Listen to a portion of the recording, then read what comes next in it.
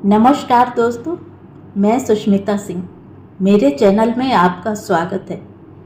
रोचक कहानियों की श्रृंखला में आज सुनेंगे सुप्रसिद्ध लेखिका आभा श्रीवास्तव की कहानी कहाँ हो नीलकंठ।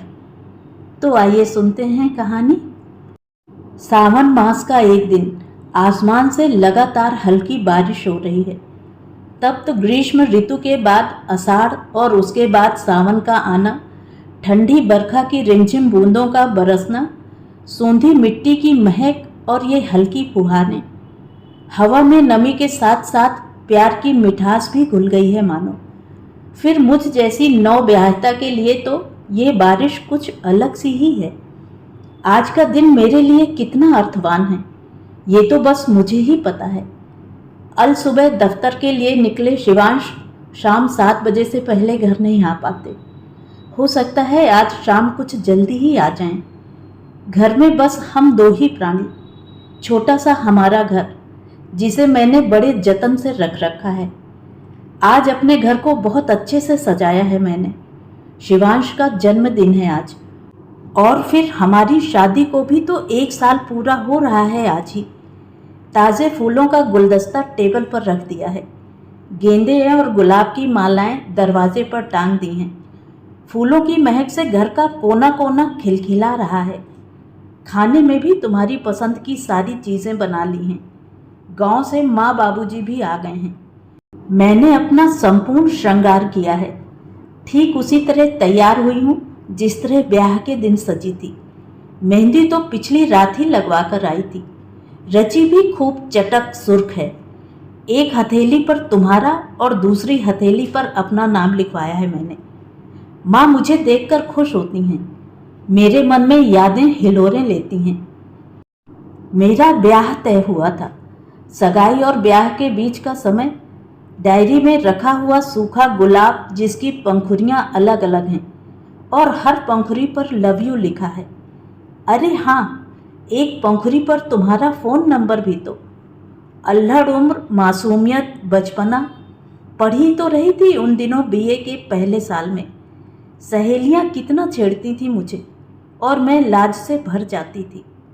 फिर वो दिन भी आया जब तुम बारात लेकर सेहरा बांधे मेरे द्वार पर आए। गीत गाया जा रहा था। पहनाओ जयमाला सखीरी, द्वार खड़े तेरे सांवरिया।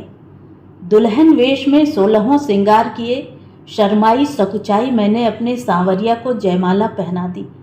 विदा होकर ससुराल आ गई। 1 साल कैसे बीत गया पता ही नहीं चला।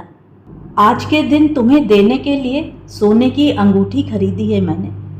तुमने भी तो मेरे लिए कोई गिफ्ट ज़रूर ही लिया होगा। ये सरप्राइज़ तो अब शाम को ही खुलेगा। सोचकर चुपके से मुस्कुरा उठी मैं। सुबह से तुम्हारे रोमांटिक मैसेज पढ़ पढ़कर मैं शर्म से लाल हो रही हूँ। खिड़की के पास खड़ी होकर तुम्हारी राह तक रही हूँ। देर हो रही है, चिंता हो रही है मुझे। फ़ोन ना तो दफ्तर में करती हूँ ना तुम्हारी वापसी में। बहुत ज़रूरी होता है तभी बस मैसेज से ही बातें होती हैं हमारी। दफ्तर से निकलते समय भी तुमने मैसेज कर दिया था। ट्रिंग ट्रिंग, अचानक घंटी की कर्कश ध्वनि हुई। पहले लगा कि लैंडलाइन फ़ोन की घंटी है, फिर एकदम से समझ आया कि ये तो कॉल बेल है। दरवाज़ा खोला और उसके बाद सब धुआं धुआं। तुम झूले पर क्यों बैठी हो, बिल्कुल अकेली, इस तरह एकांत में? ऐसी हालत में अकेले सन्नाटे में नहीं बैठना चाहिए। वे दफ्तर से आकर मुझे ढूंढते हुए भीतर के बरामदे तक चले आए थे। अरे आज आप जल्दी आ गए, पता ही नहीं चला। मैंने स्वयं को यादों के भंवर से खींचकर बाहर निकाला। राघव, हाँ, मेरे दूसरे पति। 3 बरस हुए मैंने दूसरा ब्याह कर लिया।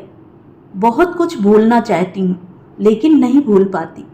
ये तारीख हर बरस आती है लेकिन वो दिन नहीं लौटता। उस शाम दफ्तर से लौटते शिवांश की बाइक को किसी ट्रक ने टक्कर मार दी थी। वो नहीं लौटे, लौटा था उनका निर्जीव शरीर। बाबूजी बदहवास से बाहर निकल गए थे। मैं बिलख रही थी। मुझे समेटने की कोशिश में माँ जी खुद ही रोती जा रही थी। बाद के दिनों में तो मैं बिल्कुल ही टूट गई थी। मैं ही क्या, घर का कोना कोना जैसे निष्प्राण हो गया था।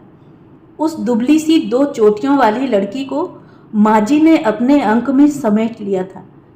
उनकी गोद में नन्ही बच्ची की तरह रोती थी मैं।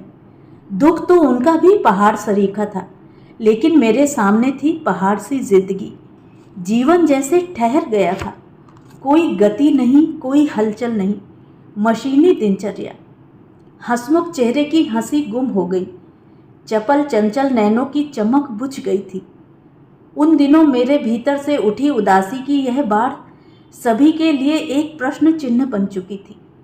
एक लगातार अपराध बोध से मन दुखने लगा था।